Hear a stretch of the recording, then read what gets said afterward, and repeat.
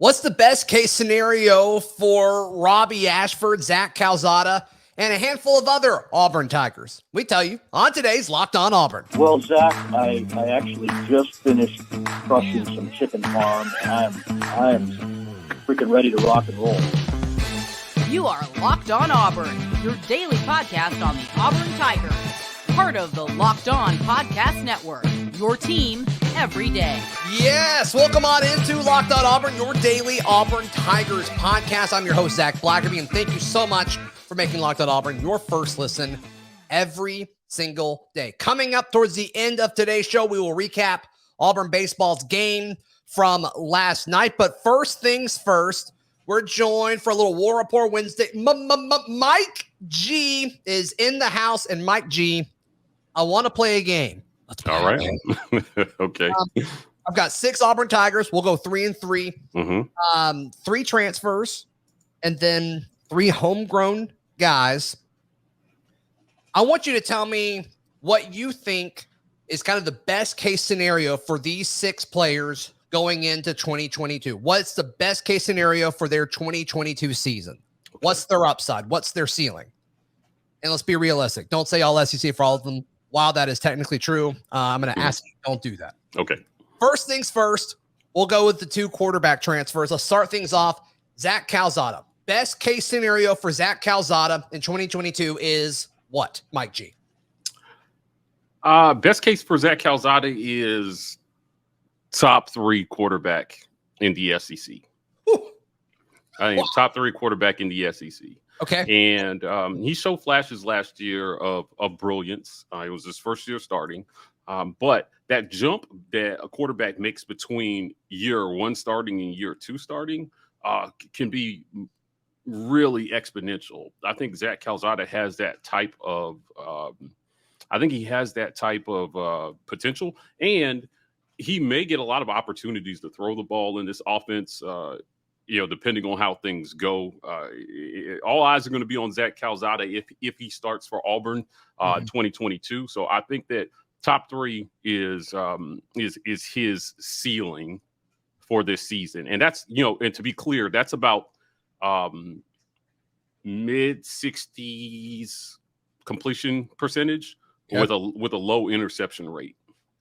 Right. Mm-hmm. Right. Yeah. No, I think that would be huge. I think every Auburn fan listening would take that. Yeah, that's much better than we've been getting. By a lot. What do you think the biggest obstacle for him getting to that point in 2022 is? Staying healthy. I think. So you think Zach Calzada stays healthy? He's got a good chance to be a top 3 quarterback. Is that what you're saying? I do. Wow. I think I think he has the capability to make the jump this year. Depending on how things go. Now, listen, it's not even a lock that he's going to start, right? I think that a lot of people are expecting that, but you just never know with these summer evaluations. And this is assuming too that his health doesn't take a turn for the worse, or there are no freak accidents, right? If he starts, I think top 3. But health, man. Last year it was his knee, it was his shoulder. We talked to him. I know. I know. The caveat of staying healthy is important. I get that. Let's just assume everybody stays healthy in this conversation. Okay. So how bad can it get? I don't think he'll do any worse than he did last season. Okay. I don't think he'll do any worse than he did last season. I think that he was average last season behind one of the worst O-lines in the SEC. Not a debate. Texas A&M replaced every starter on their offensive line from 2020 going into 2021, and they played like it. They were bad, and he had a 55% completion percentage behind that line. I think that would be his floor. But it was an offense designed around somebody else, somebody that had different skill sets, and so I'm with you. And as the season went on, he got a little bit better as he got more comfortable, and the team was built around him.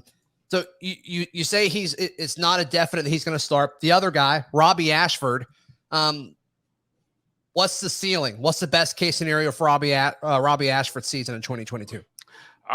His best case, he's not going to start a whole season. I think we can agree he's not going to start a whole season. So his best case scenario is that he takes over the starting job mid to late season for any number of reasons. Sure. I mentioned one in injury to other quarterbacks, Mm-hmm. but poor play could be a reason. And he presents a threat that the other two quarterbacks do not in his legs. Now, if you can be a dual threat quarterback in our league and you can run and equally pass at a high rate, it gives your offense an advantage. Robby Ashford offers that. Statistically, I don't think he plays enough games to be like one of the top statistical quarterbacks in our league. You know, the yardage numbers and the touchdowns numbers are not going to pop because he's probably not going to get as much starting time as the other two possibly will. But if he plays, his ceiling is, I think an efficient dual threat quarterback in our league, about 58 to 62% passing, possibly. Okay. All right. Right. I got you. And that's with very little information on him because we haven't seen him on the field yet anywhere.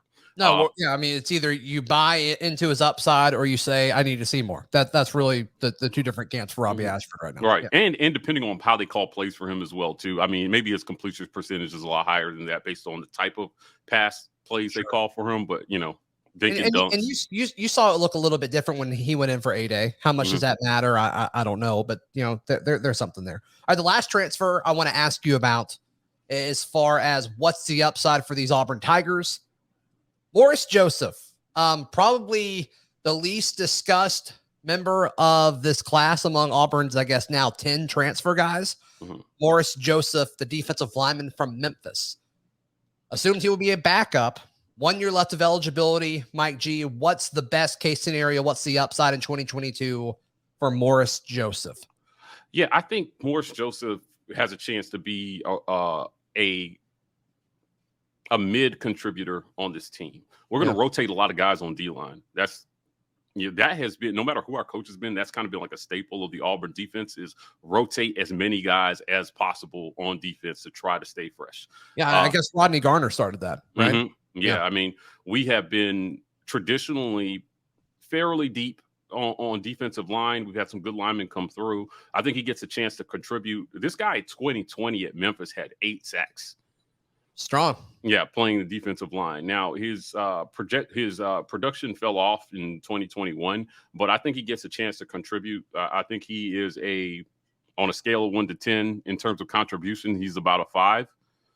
He'll get time, and the more he proves when he gets his time will dictate how much more the coaches decide to trust him. He's got 1 year left, so he's got to pull out all the stops, man. But who do you think? Similar situation, different position, obviously, but similar situation. Who has a bigger impact? Morris Joseph on defense this upcoming season, or somebody like what Bidarius Knighton did last year? Morris Joseph. And we take that. That's great. Yeah, that's a Morris huge Joseph. addition if that's the case. Yeah, Morris Joseph, I think. Okay. All right.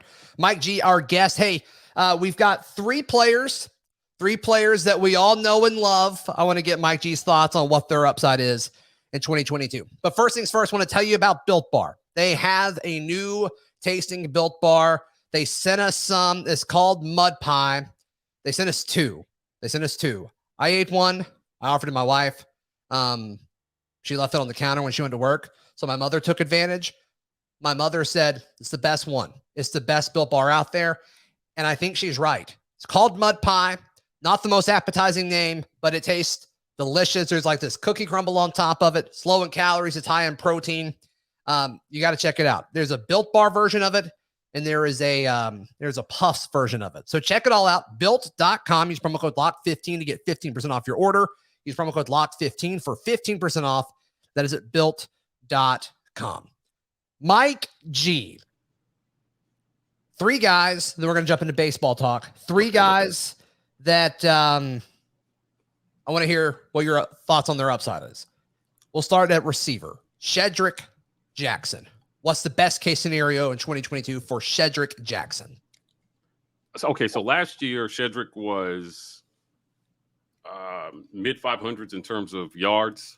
Yep. And he was one of the leading receivers on this team. Like 40-ish catches. Is that right? Yeah, I think his upside is about 10 to 15 more catches and about 150 to 200 more yards than he had last season. I think I agree with you on that. Let's see. He had 40 catches for 527 yards. Yep.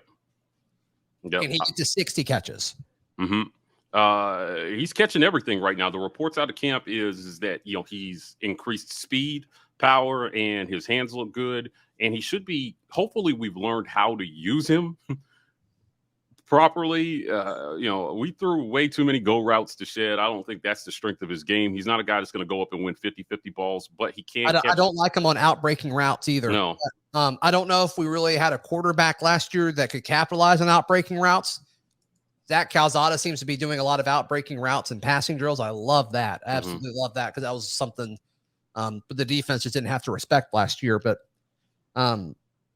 Shedrick Jackson is an outside receiver, but I don't love his catch radius towards the sideline. I just don't think that's a strength here. Yeah, I like him on in-breaking routes and anything over the middle. He can make catches in traffic. And when in the red zone, hear me out. Now, I know it was just Georgia State. Yeah, I know it was just Georgia State. But when TJ Finley threw him the game-winning touchdown pass, he caught it confidently with his hands. And an experienced guy gives you that gives you the confidence that they're going to make the can't miss plays. We take it for granted sometimes, but I think with as much experience as he has a chance to just be somebody that each one of these quarterbacks can depend on. No question. Right. Let me ask you. So 527 yards last year. What is more likely in your mind? Let's assume he stays healthy. What's more likely? He drops off to just 400 yards receiving in 2022, or he jumps up to 800 yards receiving in 2022? Oh, that's a really hard question. I could make a case for each one of those, Zach, just based on the distribution of the football. But do it. Fans are going to hate this question, but I think it's more likely as production falls off, but not because of his play, because other makers emerge, and he may get less targets if we're more effective throwing the ball down the field. So, I think Floyd Moore is going to have like 8,000 receiving yards this year. So of course, he's got to take some from Shed. I get it. My next guy, Dillon Brooks. Dillon Brooks, the third. We're all assuming the third edge rusher on this team, redshirt freshman. What's the best case scenario? What's the upside for Dillon Brooks in 2022? SEC Defensive Player of the Year. I think this kid has that kind of talent. Now, you got to remember, this was a kid that ESPN rated as the 18th overall player in the class of 2021 coming in. It was a huge pickup to get him from Tennessee. And he's one of those guys that has a chance to come in as a freshman, hit the scene the same way Carl Lawson did. Somebody like Carl Lawson did, get after the quarterback. And, you remember Lawson's freshman year, he got, as the season went along, they brought him along. Slowly and surely, he got more time. And then there he is in the Iron Bowl and all these big moments making plays. I think Dillon Brooks gives me Carl Lawson vibes. Okay. In terms of potential. So I like his upside, and he's had a whole year strength and conditioning, which is what he would have up on Lawson. Lawson had to start as a true freshman. He was kind of a physical freak anyway, but Dillon Brooks, two off seasons in Brian Harsin's strength and conditioning program. We've been told that players are setting PRs in the weight room right now. Dillon Brooks is one of those ones that I've heard a lot of really good things about in the weight room. So I'm expecting that when he gets his chance, he makes an impact on these games. Yeah, I mean, and we talked about it during spring. I mean, he didn't look like a redshirt freshman physically, so a lot to like there. All right, last guy that I want to get your thoughts on, Nick Brahms. What's the upside? What's the best case scenario for Auburn center for the 8th year in a row? Nick Brahms. Best case for Nick is second team All SEC, based on experience. Yeah, I think that this is a guy who he's a smart football player. Nick is a smart football player, and he's had his struggles over the years. Certainly, when we reviewed tape from 2020 going into last season, there were just whole plays where maybe he just could not get hands on anybody. The offensive linemen, they say it like this: they're like, you got, as a lineman, you have to find some ribs. You got to find somebody to block. And Brahms made a jump. I thought he made a positive jump from 2020 to 2021. Okay. Now he's in his last year. Again, second year in this strength and conditioning program. And I can't stress enough, this is going to be true for a lot of these linemen. These guys were built to do something different in Gus's system. That Gus had them built a certain way. He wanted them you could say mobile. You could say that they're just built different. Yeah, it's just built different, right? He's got a chance, and lineman is such a developmental position. Making huge jumps in strength year over year are really difficult at that position. You need a couple years to get your body in the type of shape that it needs to be to play what we hope is going to be big boy football this year. So I think that Brahms has a chance to be one of the leaders and a real asset. Man, when your center is good, sometimes it goes overlooked, right? He snaps the ball correctly. He makes, a center is like a second quarterback on the field. He makes calls. Sometimes he adjusts the line. He tells people where to line up. Having a good center is really, really important. Nick Brahms in his last year has the he's played in big games. Right, he should be 1 year better, 1 year smarter. If he can stay healthy, I'm not saying Nick Brahms is a superstar, but I think that he can be a solid, dependable guy that makes second team All SEC. I think that's probably your best answer of the six today. Actually, or at least the one I agree with the most. I think second team All SEC is a really solid season, and I think Nick Brahms would take it. I think a lot of Auburn fans would take it. Yeah, listen, if he's second team All SEC, we're probably having a much better year on offensive line than we did last year, and the run game probably looks a lot better. No, so, I think it makes everything come together. There's no question about it. Mike G, just quick thoughts here. Some salaries for assistant coaches were announced yesterday. Eric Kiesau, of course, obviously last year he was not Auburn's offensive coordinator. He was making $120,000 a year on a 1-year contract. He is now on a 2-year deal worth $800,000. So that wraps up in 2024. Okay. Then linebackers coach Jeff Schmedding. He will now make $1 million on a 2-year deal, making him the highest paid assistant coach on Auburn's coaching staff. I'm sorry, Zach, like $500,000 a year or $1 million a year? I would assume $1 million a year. Okay. For the DC. Yep. All right. And then Zach Etheridge, he was making $315K a year. And then now he will make $600,000 annually with $50,000 added in 2023 for a total of $1.25 million over 2 years. So whatever you're paying Zach Etheridge, it is not enough.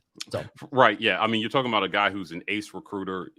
He definitely helps with your player development. He can relate to kids. He's a must hold on to. I think that jump in salary, essentially 100%, reflects the importance of the role that he plays in what this program is going to be moving forward. And in terms of Schmedding and Kiesau, I mean, listen, both those guys got promotions to coordinator.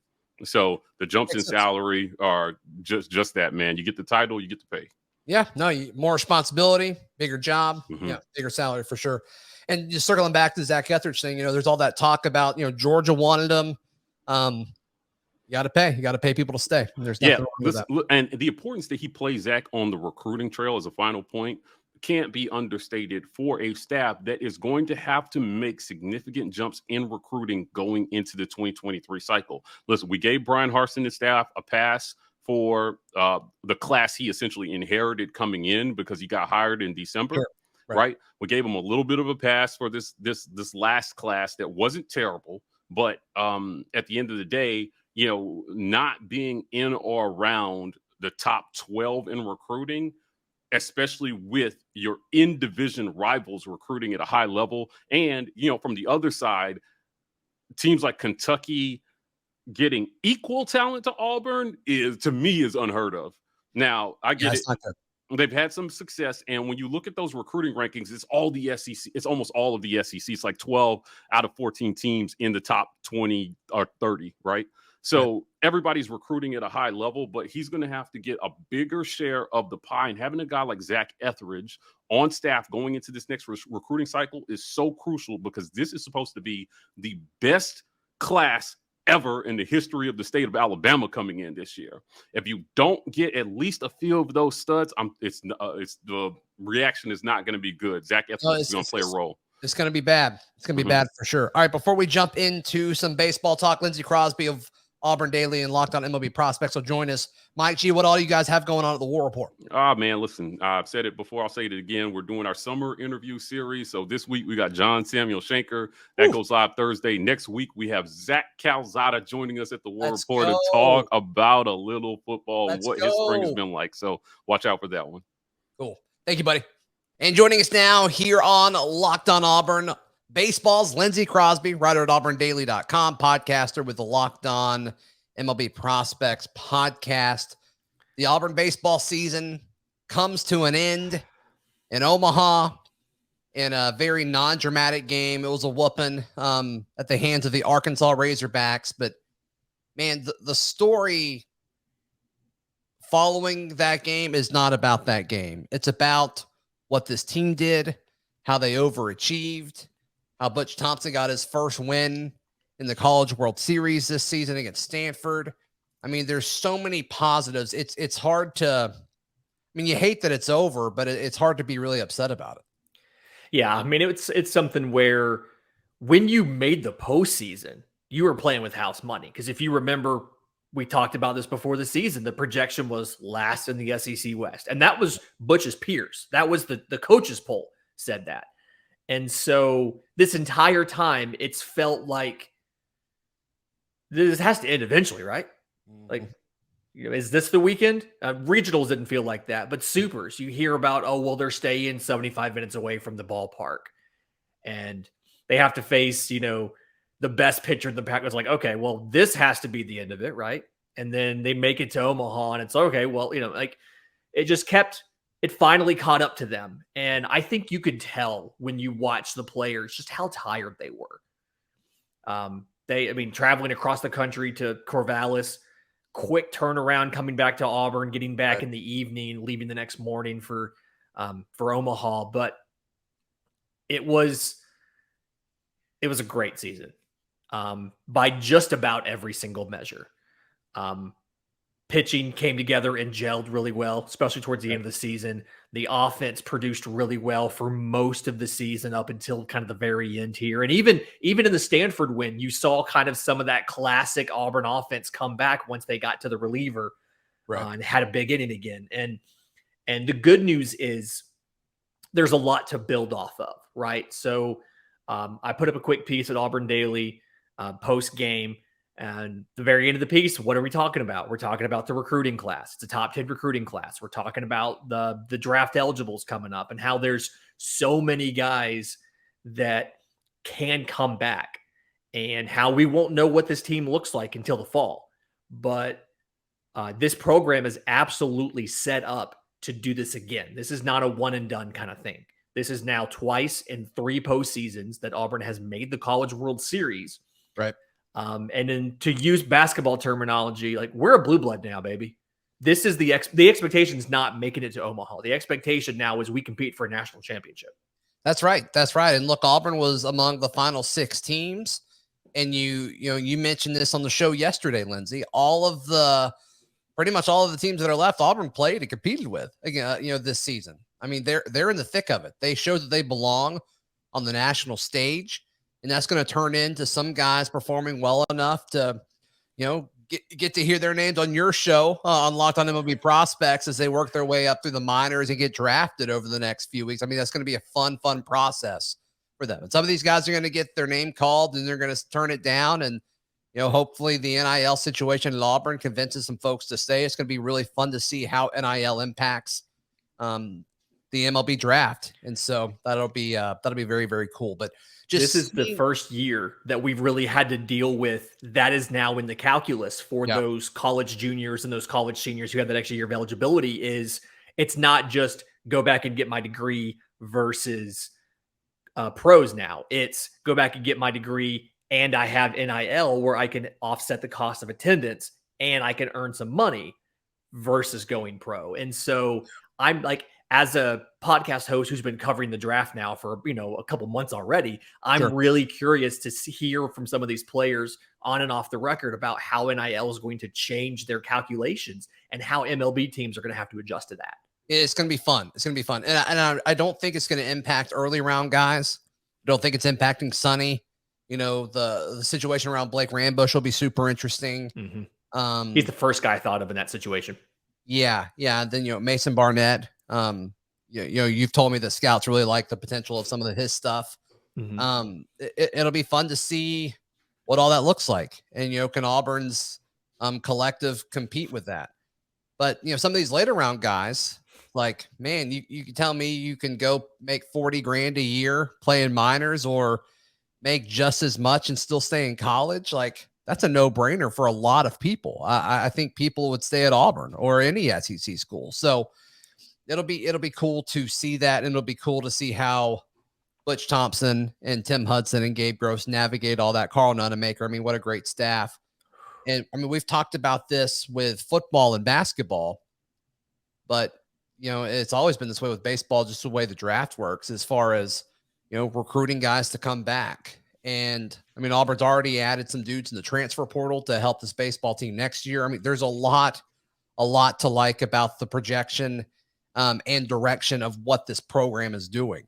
And also, I mean, the interesting thing that we've seen from the success this postseason, and really the success throughout the entire season, it's just kind of swelled up a little bit, is you're seeing more and more fans say, okay, it's time to support Butch Thompson in the facilities arms race. And it's just like, it seems like baseball is getting its funding pulled way more than it should.